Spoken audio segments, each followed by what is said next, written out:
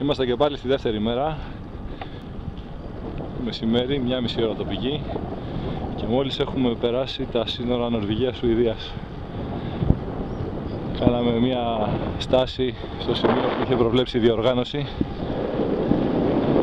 το οποίο ήταν ένα καταπληκτικής φυσικής ομορφιάς σημείο, με ποτάμι, καταράκτη, τσίλινο και φυράκι, διεθνή διάστηση, γρασίδι για πικνίκ, με όλα τα κομφόρ δηλαδή. Σταματήσαμε και δεν θέλαμε να ξαναξεκινήσουμε, κάτσαμε πάνω από μισή ώρα εκεί. Και τώρα τα τοπία που βλέπουμε είναι Σουηδία. Μόλις έχουμε μπει, δίπλα μου περνάει ο Γιάννης ο Πύρος. Είναι πολύ βιαστικός για να μας δώσει συνέντευξη μάλλον. Θα προσπαθήσουμε να τον πιάσουμε σε λίγο. Έλα Γιάννη.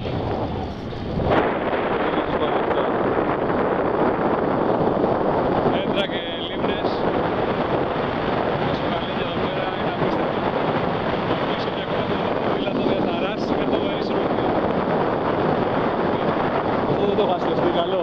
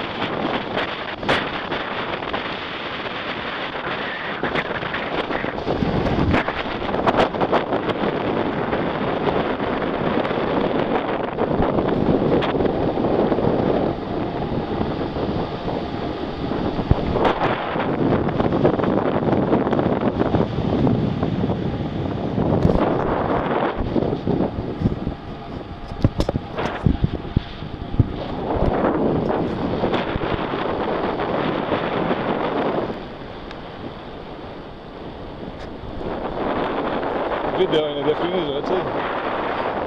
Γεια σου Φραγκίσκο! Γεια σου Καρλά. Έχει ανέφορο Φραγκίσκο. Τόση ώρα στην κατηφόρα ήταν εύκολο, Καρλά, Τάσος και ακολουθεί ο Σιωπρός Αντρούφης. Ταυτόχρονα μιλάει στο τηλέφωνο με νοσοκομείο, το ψάχνουν οι Θα χειρουργήσεις σήμερα. Όχι, θα χειρουργήσεις. Γάντια χειρουργείου έχω πάντως άμα χρειαστείς.